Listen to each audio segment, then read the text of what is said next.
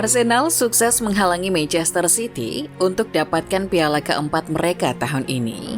Lewat babak adu penalti, Meriam London kandaskan juara treble di ajang Community Shield. Dendam atas kekecewaan di Premier League musim kemarin pun terbalaskan. Arsenal sudah tampil lebih baik dan dinamis di babak pertama. Pasukan Arteta bahkan mencatatkan 85% penguasaan bola di 15 menit pertama. Sayangnya babak pertama harus berakhir dengan skor kacamata. Namun Manchester City bisa bangkit di babak kedua.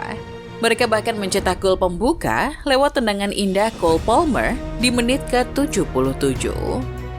Saat semua orang mengira ini akan jadi kemenangan Manchester Biru, Leandro Trossard mencetak gol penyeimbang di injury time. Pertandingan pun dilanjutkan ke babak adu penalti. Hanya Bernardo Silva yang mampu menuntaskan tugas untuk City. Sedangkan semua penendang Arsenal mengeksekusi tendangan dengan sukses. Ini membuat Arsenal telah menang di 5 penampilan Community Shield terakhir mereka, sekaligus menambah koleksi Community Shield jadi 17 trofi. Mendapatkan Community Shield terlebih dengan mengalahkan Man City bisa jadi penambah semangat dan kepercayaan diri skuad Arteta. Kini misi mereka adalah menjuarai hadiah yang lebih besar di musim ini. Namun, catatan apa saja yang bisa diambil dari pertandingan ini? Setelah pertandingan, Guardiola berkata, "Kami telah kalah di Community Shield 3 kali berturut-turut, tapi kami tetap bisa memenangkan Premier League." Ucapnya dikutip dari Mirror. Dalam 3 kesempatan terakhir, Man City memang selalu kalah dalam ajang Community Shield. Di tahun 2021, mereka kalah lawan Leicester. Kemudian di tahun 2022 kalah lawan Liverpool. Meskipun begitu, memang faktanya Man City selalu jadi juara Premier League di 3 musim terakhir. Ini menandakan kekalahan di Community Shield tidak mempengaruhi Man City selama ini. Pep juga mengeluhkan perpanjangan waktu yang sangat lama. Man City sudah bisa mempertahankan keunggulan 1-0 sampai menit ke-90. Tapi Trossard mencetak gol penyeimbang di menit ke-11 injury time. Pep mengaku kalau ia masih harus membiasakan diri dengan injury time yang lama ini. Kami harus membiasakan diri dengan waktu tambahan ini. Saya merasa tidak banyak yang terjadi sampai harus diperpanjang 8 menit. Sekarang satu laga bisa berjalan selama 100 menit.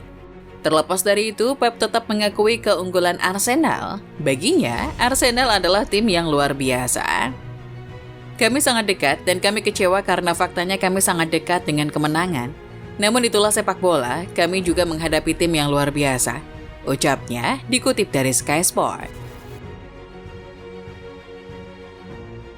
Kemenangan Arsenal di laga ini memang menunjukkan bagaimana hebatnya tim asuhan Arteta itu. Terutama jika kita menilai para pembelian baru Arsenal di musim panas ini.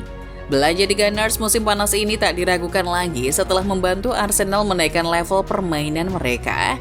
Jurriën Timber contohnya. Selain passing dan pergerakan progresifnya, Timber telah memberikan variasi dan keserbagunaan yang dibutuhkan Arsenal musim lalu.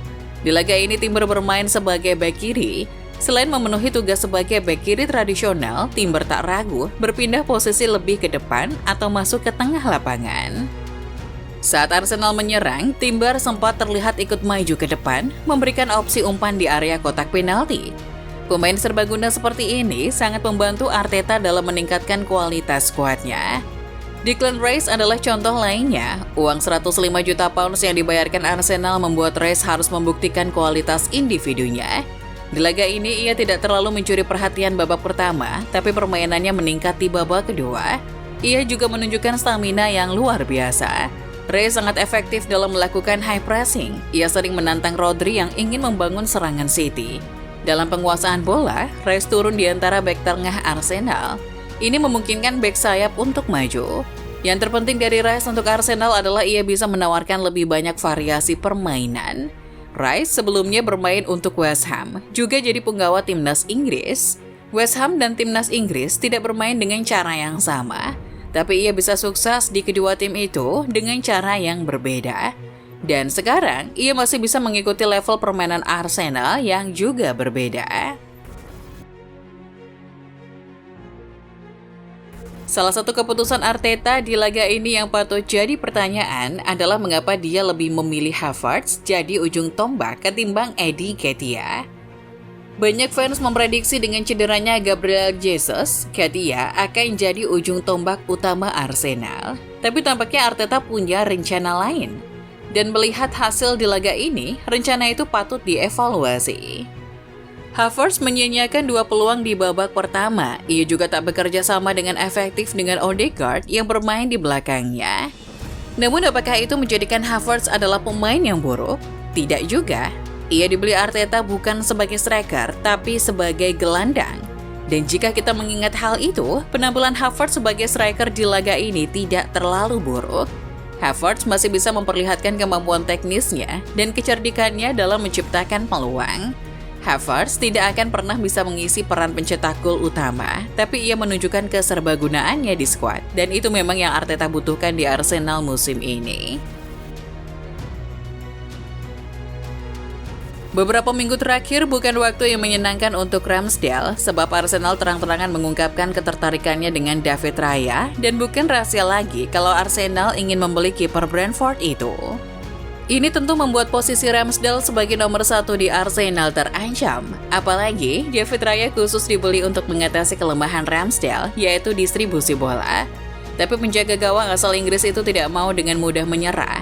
Di laga ini ia membuktikan dirinya masih bisa diandalkan. City memang tidak tampil terlalu bagus di laga ini, jadi Ramsdale tidak perlu menghadapi badai serangan yang biasa City tunjukkan. Tapi ia masih bisa menciptakan beberapa penyelamatan gemilang. Selain itu juga, Ramsdale menunjukkan distribusi bola yang bagus, khususnya di babak kedua. Ramsdale adalah kiper dengan kualitas yang luar biasa. Jika Raya jadi ke Arsenal musim ini, ia tidak akan diam saja menyaksikan tempatnya diambil.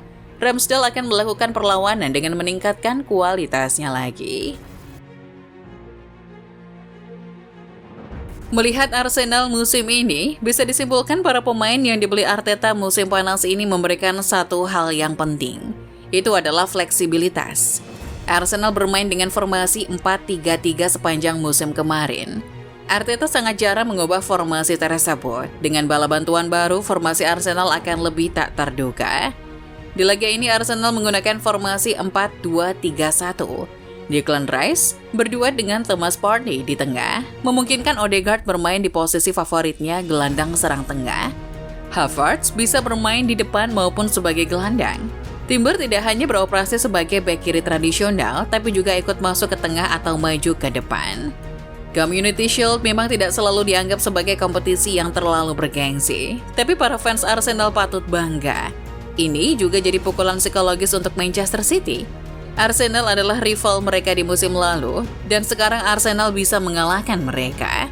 Perubahan-perubahan yang sudah ditunjukkan ini memberikan rasa optimis. The Gunners masih belum habis. Masih ada harapan untuk jadi penantang gelar Premier League musim ini.